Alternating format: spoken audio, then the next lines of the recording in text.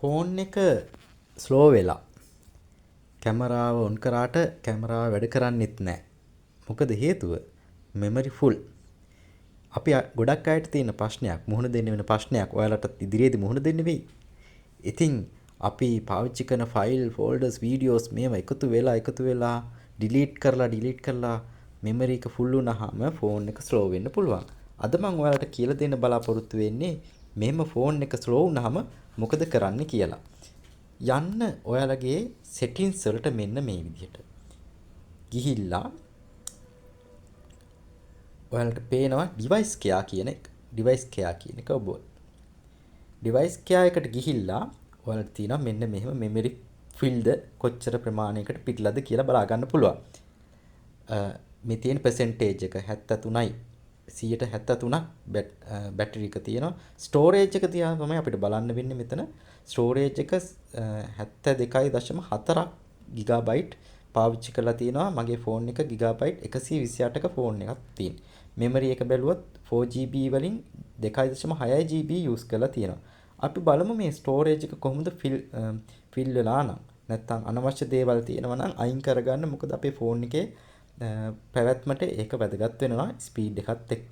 දැන් බලන්න මේ ස්ලෝ වෙනවා. මෙමරි එක පිරීලා වෙන්න ඕනේ. එතකොට අපි මොකද කරන්නේ?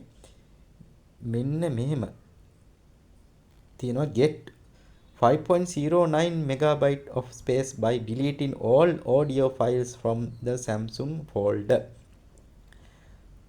review all file එහෙමත් තියෙනවා. ඊට පස්සේ recycle bin එකට ගිහින් බැලුවත් එම අපි අයින් කරලා පාවිච්චි කරන්නේ නැතුව delete කරපු දේවල් recycle bin එකේ එකතු වෙලා තියෙන්නේ. එතනම තියෙනවා 16.79 GB. මම බලන්නේ මේ දැන් recycle bin එක සුද්ධ කරන්න. recycle bin එක කියන්නේ අපි අයින් කරපු දේවල්නේ.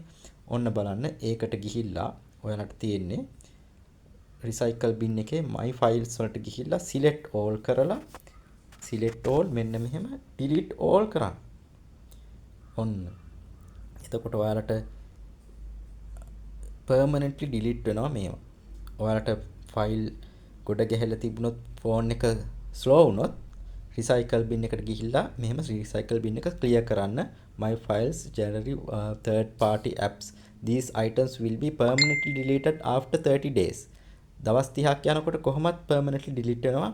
හැබැයි හදිසියෙවත් ඔයාලගේ phone එක slow වුණොත් එහෙම මෙන්න මේවා මෙන්න මේ විදිහට remove කරලා ඔයාලගේ phone එක තවත් speed කරගන්න පුළුවන්. slow වෙලා stuck වෙනකල් බලන් ඉන්නේ නැතුව අපි auto delete වෙනවා. ඒ වුණත් මෙන්න මෙහෙම අපිට හදිසියේ හිර වුණොත් අපිට පුළුවන් මේ විදිහට delete කරලා අපේ memory එක clear කරගන්න. මම හිතනවා ඔයාලට වැදගත් වෙන වීඩියෝ එකක් මෙහෙම ලැබුණා කියලා. නැවත දිනයකදත් අපි හමු වෙමු. ඔයාලට සුබම සුබ දවසක් කියලා ප්‍රාර්ථනා කරනවා.